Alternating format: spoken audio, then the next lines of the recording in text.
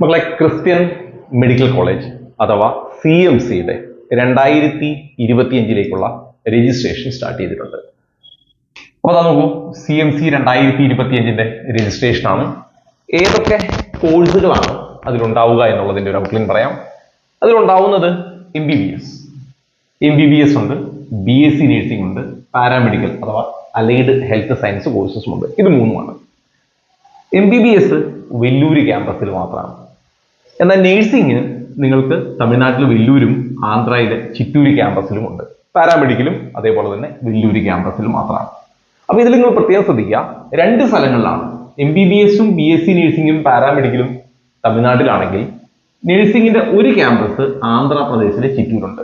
അതുകൊണ്ട് തന്നെ നിങ്ങൾ ഈ CMCയിൽ രജിസ്റ്റർ ചെയ്യുന്നത് കൂടാതെ അതത് സംസ്ഥാനത്തെ, ഇപ്പൊ നമ്മൾ കേരളത്തിലെ കീം പറയുന്നത് പോലെ തമിഴ്നാട്ടിലെ TN ഹെൽത്തിലും ആന്ധ്രയുടെ എൻട്രൻസ് കമ്മീഷൻ ബോർഡിലും നിങ്ങൾ രജിസ്റ്റർ ചെയ്യണം. അപ്പോൾ ആ രജിസ്ട്രേഷന് സമയമാകുമ്പോൾ പാരലലി നിങ്ങൾ അവിടെയും ചെയ്താലേ നിങ്ങളെ അവിടുത്തെ സീറ്റിന് പരിഗണിക്കൂ. അത് ഓർക്കണം. അപ്പൊ ഞാൻ ഏതൊക്കെയാണ് കോഴ്സുകളും എവിടെയൊക്കെയാണ് ഉള്ളതെന്നും പറഞ്ഞു. ഇനി അതിന് നിങ്ങൾ അപ്ലൈ ചെയ്യേണ്ട സൈറ്റ് ഏതാണെന്ന് ചോദിച്ചാൽ admissions.cmcvellur.ac.in. ഒരിക്കൽ കൂടി admissions.cmcvellur.ac.in എന്നുള്ള സൈറ്റാണ് രജിസ്റ്റർ ചെയ്യേണ്ടത്. രജിസ്ട്രേഷൻ സമയം ഫെബ്രുവരി 11 തുടങ്ങി മാർച്ച് 28 വരെ നിങ്ങൾക്ക് സമയമുണ്ട്. അതേസമയം സബ്മിറ്റിംഗ് സപ്പോർട്ടിംഗ് ഡോക്യുമെന്റ്, അതായത് നിങ്ങൾ ഫീ അടച്ചതിന്റെ ചെലാൻ അയക്കണം. അതേപോലെ റെക്കമെൻഡേഷനുള്ള മൈനോറിറ്റി റെക്കമെൻഡേഷനുള്ള കുട്ടികൾ, അതായത് CMCയിൽ ക്രിസ്ത്യൻ മൈനോറിറ്റിയിൽപ്പെട്ട ചില വിഭാഗങ്ങൾക്ക് റിസർവേഷൻ, അതായത് റെക്കമെൻഡേഷൻ ഉണ്ട്. അങ്ങനെ റെക്കമെൻഡേഷൻ ലെറ്റർ ഇതൊക്കെ അയക്കേണ്ട സമയം, അതായത് സപ്പോർട്ടിംഗ് ഡോക്യുമെന്റ് ഏപ്രിൽ 1 മുമ്പും റെക്കമെൻഡേഷൻ ലെറ്റർ ഏപ്രിൽ 25 മുമ്പും ബൈ പോസ്റ്റ് തപാൽ അയച്ച് അവിടെ എത്തിയിരിക്കണം. റൈറ്റ്. ഇനി ഈ മൈനോറിറ്റി നെറ്റ്വർക്കിൽപ്പെട്ട സഭകൾ ഏതൊക്കെയാണ് എന്ന് ചോദിച്ചാൽ ഈ പേജ് 13, അതായത് MBBSന്റെ CMC വെല്ലൂരിന്റെ പ്രോസ്പെക്ടസിലെ 13ാമത്തെ പേജിൽ ഒരു 62ഓളം ഇൻസ്റ്റിറ്റ്യൂഷൻസിന്റെ ലിസ്റ്റ് പറയുന്നുണ്ട്. അപ്പോൾ ഇപ്പോൾ ചർച്ച് ഓഫ് സൗത്ത് ഇന്ത്യ, അങ്ങനെ കുറെ വിഭാഗം സഭകൾ പറയുന്നുണ്ട്. അപ്പൊ ആ സഭകൾക്ക് മാത്രമാണ് റെക്കമെൻഡേഷൻ ഉള്ള പവർ ഉള്ളത്. അപ്പോൾ അവരെ അല്ലെങ്കിൽ അവിടുന്ന് നിങ്ങൾ പാസ്റ്ററോട് അല്ലെങ്കിൽ പ്രീസ്റ്റിനോട് റെക്കമെൻഡേഷൻ ലെറ്റർ വാങ്ങി എത്തിക്കേണ്ട സമയമാണ് ഈ ഏപ്രിൽ 25. ബാക്കി ചെലാൻ പോലുള്ള സാധനം ഏപ്രിൽ 1 മുമ്പ് എത്തിച്ചിരിക്കണം. അപ്പൊ ഇത്രയും കാര്യങ്ങൾ നിങ്ങൾ ചെയ്യണം. ഇനി സീറ്റ് നോക്കുക. MBBSന് നോർമലി, അതായത് മാനേജ്മെന്റ് സീറ്റുമുണ്ട്, ഗവൺമെന്റ് സീറ്റുമുണ്ട് തമിഴ്നാട്ടിൽ. അതിൽ നിങ്ങൾക്ക് അപേക്ഷിക്കാൻ, ഇപ്പൊ തമിഴ്നാട് നേറ്റീവ് അല്ലാത്തൊരു കുട്ടിക്ക്, തമിഴ്നാട് നേറ്റീവ് ആയിരിക്കുന്ന കുട്ടിക്ക് മാത്രമാണ് ഈ സീറ്റ് കിട്ടുക, ഗവൺമെന്റ് സീറ്റ്. മൈനോറിറ്റി റിസർവേഷനുള്ള 20 സീറ്റും ഗവൺമെന്റ് 30 സീറ്റും. ഇപ്പൊ കേരള നേറ്റീവ് ആയിരിക്കുന്ന ഒരു കുട്ടി അപ്ലൈ ചെയ്യുമ്പോൾ കുട്ടിക്ക് മാനേജ്മെന്റ് സീറ്റ് മാത്രമേ കിട്ടൂ. അതിൽ ഏത് കമ്മ്യൂണിറ്റിയിൽപ്പെട്ടതാണെങ്കിലും ഈ ഓപ്പൺ സീറ്റ് 2 കിട്ടും. അത് ക്രിസ്ത്യൻ ആവണമെന്ന് നിർബന്ധമില്ല. അപ്പൊ ഈ ഓപ്പൺ സീറ്റിൽ കിട്ടുന്ന 2 സീറ്റ് കിട്ടണമെങ്കിൽ നിങ്ങൾ CMCയിൽ രജിസ്റ്റർ ചെയ്യുകയും വേണം. അതേപോലെ തമിഴ്നാട് ഹെൽത്തിന്റെ സൈറ്റിലും രജിസ്റ്റർ ചെയ്യണം. അതേപോലെ മൈനോറിറ്റി നെറ്റ്വർക്കിൽപ്പെട്ട കുട്ടികൾക്ക് 38 സീറ്റ് റിസർവേഷൻ ഉണ്ട്. ഈ 38 സീറ്റ് കിട്ടണമെങ്കിൽ ഞാൻ നേരത്തെ പറഞ്ഞ പോലെ CMCയിലും രജിസ്റ്റർ ചെയ്യണം, TN ഹെൽത്തിലും രജിസ്റ്റർ ചെയ്യണം. കൂടാതെ റെക്കമെൻഡേഷൻ ലെറ്റർ CMCക്ക് എത്തിക്കുകയും വേണം. ഓക്കെ. ഇനി സ്റ്റാഫ് കോട്ട, ഇത് CMC വലിയൊരു വർക്ക് ചെയ്യുന്ന സ്റ്റാഫിന്റെ മക്കൾക്കും ഒക്കെ ഉള്ളതാണ് ഈ 10 സീറ്റ്. ഇതാണ് സീറ്റിന്റെ MBBSന്റെ സീറ്റ്. എന്നാൽ നഴ്സിംഗിനാണെങ്കിൽ വെല്ലൂര് ക്യാമ്പസിൽ ഓപ്പൺ സീറ്റ് 15. ഇവിടുത്തെ ഓപ്പണിന്റെ അതേ ക്രൈറ്റീരിയയാണ് ഇവിടെ, ഏത് അല്ലെങ്കിൽ ആർക്കും അപേക്ഷിക്കാം. എന്നാൽ മൈനോറിറ്റി സീറ്റിൽ വരുന്നത് 85 സീറ്റാണ്. പാരാമെഡിക്കൽ ഏകദേശം 20ഓളം കോഴ്സ്, അതായത് ഓഡിയോളജി കോഴ്സ്, അതേപോലെ BOT ടെക്നിക്ക്, BPT, ഇങ്ങനെ 20ഓളം പാരാമെഡിക്കൽ കോഴ്സ് ഉണ്ട്. എല്ലാത്തിനും കൂടിയിട്ട് അറൌണ്ട് 20 ഓപ്പൺ സീറ്റും 80ഓളം മൈനോറിറ്റി സീറ്റുമാണുള്ളത്. ഇനി ചിറ്റൂര് ക്യാമ്പസിൽ നഴ്സിംഗിന് ഓപ്പൺ സീറ്റ് 3ഉം മൈനോറിറ്റിയിൽ 17 സീറ്റുമാണ്. അപ്പൊ ഇതില് സ്റ്റാഫ് കോട്ടയൊക്കെ പോകും, എന്നാൽ ഇത്രയും സീറ്റാണ് അവിടെ ഉണ്ടാവുക. ഇനി ഇതിന്റെ ഫീസിന്റെ പ്രത്യേകത നോക്കുക. ഒരു നഴ്സിംഗിനാണെങ്കിൽ ആവറേജ് ഒരു 38,000 to 50,000 ആണ് ഉണ്ടാവുക. അത് ഫസ്റ്റ് ഇയറിൽ കുറച്ച് കൂടും, വൺ ടൈം ഫീകളൊക്കെ ഉണ്ടാവും. അടുത്ത വർഷം തൊട്ട് അതൊരു 26, 28 പല റേഞ്ചിലാണ് പോവുക. MBBSനാണെങ്കിൽ ആദ്യം നിങ്ങൾ ഒരു 80,000 അടക്കേണ്ടി വരും ആനുവലി. പിന്നീട് നിങ്ങൾക്ക് ഒരു 46,000, 47,000 അറൗണ്ട് ആണ് ഫീസ് ഉണ്ടാവുക. അപ്പൊ അറൗണ്ട് ഞാൻ 50,000 എന്ന് പറഞ്ഞത് ഒരു ആവറേജ് ആണ്. അതിന് മേലെ പോകുന്ന കോഴ്സും ഉണ്ട്, താഴെ പോകുന്ന കോഴ്സും ഉണ്ട്. വൺ ടൈം ആണ്. മെസ് ഫീ അറൗണ്ട് 6,000 രൂപ ഒരു മാസം ഉണ്ടാവും. ഈ പറഞ്ഞത് ആനുവൽ ഫീ ആണ്. അതായത് കമ്പാരിറ്റീവ്ലി നമ്മൾ പറയുകയാണെങ്കിൽ ഒരു ചെറിയ ഫീസിൽ പഠിക്കാവുന്ന ഒരു ഇൻസ്റ്റിറ്റ്യൂഷൻ കൂടിയാണ് CMC വെല്ലൂർ. അപ്പൊ ഞാനിവിടെ ഏതൊക്കെ കോഴ്സാണുള്ളത് എന്നുള്ളതിന്റെ ഒരു ക്വിക്ക് ഔട്ട്ലൈൻ മാത്രമേ പറഞ്ഞിട്ടുള്ളൂ. ഇനി അത് എങ്ങനെയാണ് അപ്ലൈ ചെയ്യേണ്ടത് എന്നുള്ളതിന്റെ ഡീറ്റെയിൽ കൂടി ഓർമ്മിപ്പിക്കാം.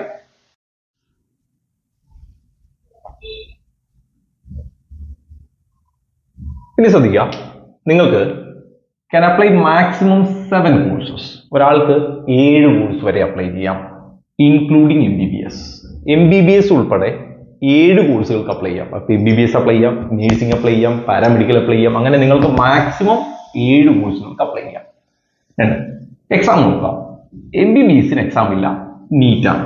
സെപ്പറേറ്റ് അവർ എക്സാം നടത്തുന്നില്ല, നീറ്റാണ്. പിന്നീട് നിങ്ങളുടെ നീറ്റിന്റെ സ്കോർ വരുമ്പോൾ അത് അപ്ലോഡ് ചെയ്താൽ മതിയാവും.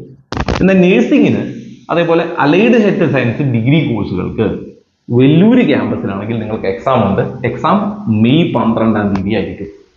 ആ എക്സാമിന്റെ സിലബസ് തമിഴ്നാട് സ്റ്റേറ്റിന്റെ സിലബസ് ആണ്. തമിഴ്നാട് സ്റ്റേറ്റിന്റെ +1 +2 സിലബസിനനുസരിച്ചാണ് ക്വസ്റ്റ്യൻ ഉണ്ടാവുക. അപ്പോൾ മെയ് 12-ാം തീയതി എക്സാം ഉണ്ട്. എന്നാൽ നഴ്സിംഗ് ചിറ്റൂർ ക്യാമ്പസിലാണെങ്കിൽ CMC അല്ല എക്സാം നടത്തുക. അവിടെ Andhra Pradesh engineering, agriculture and pharmacy common entrance test എന്ന് പറഞ്ഞൊരു എക്സാം ഉണ്ടാവും. അതായത് ഗവൺമെന്റിന്റെ ഒരു എക്സാം ഉണ്ടാവും. ആ എക്സാം നിങ്ങൾ എഴുതേണ്ടതുണ്ട്. ഇപ്പൊ നമ്മുടെ നാട്ടിൽ കീം എക്സാം നടത്തുന്ന പോലെ ഈ എക്സാം നിങ്ങൾ എഴുതേണ്ടതുണ്ട്. അപ്പോൾ ഓരോന്നിനും എക്സാം പറഞ്ഞു. MBBSന് എക്സാം വേണ്ട, നേഴ്സിംഗിനാണെങ്കിൽ നിങ്ങൾ എക്സാം എഴുതണം. നിങ്ങൾ വെല്ലൂര് മാത്രമേ നോക്കുന്നുള്ളൂവെങ്കിൽ വെല്ലൂരിന്റെ എക്സാം എഴുതിയാൽ മതി. ചിറ്റൂര് നോക്കുന്നുണ്ടെങ്കിൽ ഇതും എഴുതണം, രണ്ടാമത്തേത് എഴുതണം. ഓക്കെ, ഇനി ഇമ്പോർട്ടന്റ് സൈറ്റുകൾ ഏതൊക്കെയാണെന്ന് ഒന്ന് ഞാൻ പറഞ്ഞു. രജിസ്റ്റർ ചെയ്യേണ്ട admission.cmcvellur.ac.in.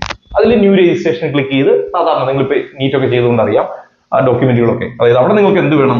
നിങ്ങളുടെ ഒരു ഫോട്ടോഗ്രാഫ് വേണം, സിഗ്നേച്ചർ വേണം, academic document, 10th certificate, +2 certificate, ഇങ്ങനെയുള്ള ഡോക്യുമെന്റ് ഉണ്ടാവണം. ഇത് കൂടാതെ നിങ്ങൾക്കൊരു വാലിഡ് ഇമെയിൽ ID ഉണ്ടാവണം, ഒരു മൊബൈൽ നമ്പർ ഉപയോഗിക്കണം. ഇത്രയും കൊണ്ട് നിങ്ങളുടെ ആപ്ലിക്കേഷൻ നിങ്ങൾക്ക് കംപ്ലീറ്റ് ചെയ്യാൻ പറ്റും. ഇനി എല്ലാ ആപ്ലിക്കേഷനും ചെയ്തതുപോലെ ആപ്ലിക്കേഷൻ കംപ്ലീറ്റ് ചെയ്ത് കഴിഞ്ഞാൽ അതിന്റെ കൺഫർമേഷൻ പേജ് പ്രിന്റ് ഔട്ട് എടുക്കാൻ ശ്രദ്ധിക്കണം. കൺഫർമേഷൻ പേജ് പ്രിന്റ് ഔട്ട് എടുക്കണം, അത് സൂക്ഷിച്ചു വെക്കുകയും ചെയ്യണം. ഓക്കെ, ബാക്കി ഞാൻ പറയാം.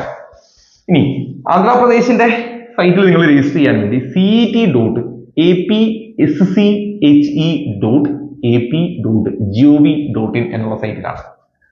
ഇനി നേരെ തിരിച്ച് TN മെഡിക്കൽ, തമിഴ്നാട്ടിൻ്റെതാണെങ്കിൽ TNmedicalselection.org ആണ്. ഇതാണ് ഇമ്പോർട്ടന്റ് സൈറ്റുകൾ.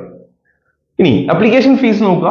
ഇത് അഡ്മിനിസ്ട്രേഷൻ ഫീസ് 1200 രൂപയും രജിസ്ട്രേഷൻ ഫീസ് 500 ചേർത്ത് ടോട്ടൽ 1700 രൂപയാണ് നിങ്ങൾ അടയ്ക്കേണ്ടത്. ഇനി നിങ്ങൾ പാരാമെഡിക്കൽ കോഴ്സിന് ഓരോന്ന്, ഇതിപ്പോ ഒരു എക്സാമിന് വേണ്ടിയാണ്. നിങ്ങൾ ഒരു പാരാമെഡിക്കൽ കോഴ്സ് എടുക്കുകയാണെങ്കിൽ 500 ഫോർ ഈച്ച് കോഴ്സാണ്. ഓരോ കോഴ്സിനും 500 വീതമാണ്. അപ്പൊ അതിൽ നിങ്ങൾ നോക്കേണ്ടതില്ല. നിങ്ങൾ അപ്ലൈ ചെയ്യുമ്പോൾ നിങ്ങൾ ഏതിനൊക്കെയാണോ ക്ലിക്ക് ചെയ്യുന്നത് അതനുസരിച്ച് നിങ്ങൾ അവിടെ എത്ര പേ ചെയ്യണമെന്ന് കാണിക്കും. അപ്പൊ അതിനെക്കുറിച്ച് നിങ്ങൾ വറീഡ് ആവണ്ട. ഇതാണ് രജിസ്ട്രേഷൻ ഫീ 1700. കോഴ്സ് ആഡ് ചെയ്യുന്നതിനനുസരിച്ച് ഇതിന്റെ ഫീയുടെ അളവും കൂടും. അപ്പോൾ അത് ഓർക്കുക, ഓരോ കോഴ്സിനും 500 വീതം അഡീഷണലി അടയ്ക്കേണ്ടി വരും. ഓക്കെ, അപ്പൊ ഏകദേശം ഞാൻ ഇതുമായിട്ട് ബന്ധപ്പെട്ട കുറെ കാര്യങ്ങൾ പറഞ്ഞിട്ടുണ്ട്. കാരണം ഇതിന്റെ പ്രോസ്പെക്ടസ് ഒരുപാട് 3 സെപ്പറേറ്റ് പ്രോസ്പെക്ടസ് ആണ്. MBBSന് ഒന്ന്, BSc നഴ്സിംഗ് വെല്ലൂരിനൊന്ന്, BSc നഴ്സിംഗ് ചിറ്റൂരിനൊന്ന്, അങ്ങനെ 3 ആയിട്ടാണ് വന്നിരിക്കുന്നത്. അപ്പൊ അതിലെല്ലാം കാര്യങ്ങൾ ഞാനൊന്ന് സമ്മറൈസ് ചെയ്ത് പറയുകയാണ്. ഇനി നിങ്ങൾക്ക് പിന്നീട് ഇതിൽ എന്തെങ്കിലുമൊക്കെ ഡൗട്ട് ഉണ്ടാവുന്ന വശം നിങ്ങൾ എനിക്കത് ഒന്ന് മെസ്സേജ് ചെയ്യുകയാണെങ്കിൽ സമയം പോലെ ഞാൻ അതിന്റെ കൺസേൺ പേജ് സ്ക്രീൻഷോട്ട് ചെയ്യുക, അല്ലെങ്കിൽ ഏറ്റവും ബെറ്റർ നിങ്ങൾക്ക് ആ പ്രോസ്പെക്ടസ് ഡൗൺലോഡ് ചെയ്ത് ആ കൺസേൺ പേജ് വായിക്കാവുന്നതാണ്. Okay, ready. അപ്പൊ ഇത് കഴിഞ്ഞിട്ടില്ല. ഇനി ഇതിനെ അപ്ലൈ ചെയ്യുമ്പോൾ ഇതുമായിട്ട് ശ്രദ്ധിക്കേണ്ട കാര്യങ്ങൾ കൂടി ഓർമ്മിപ്പിക്കാം. അങ്ങനെ നിങ്ങളുടെ ആപ്ലിക്കേഷൻ കംപ്ലീറ്റ് ചെയ്തതിന് ശേഷം എന്ത് ചെയ്യണം? നിങ്ങളുടെ ഫീ അടച്ചതിന്റെ സ്ലിപ്പ്.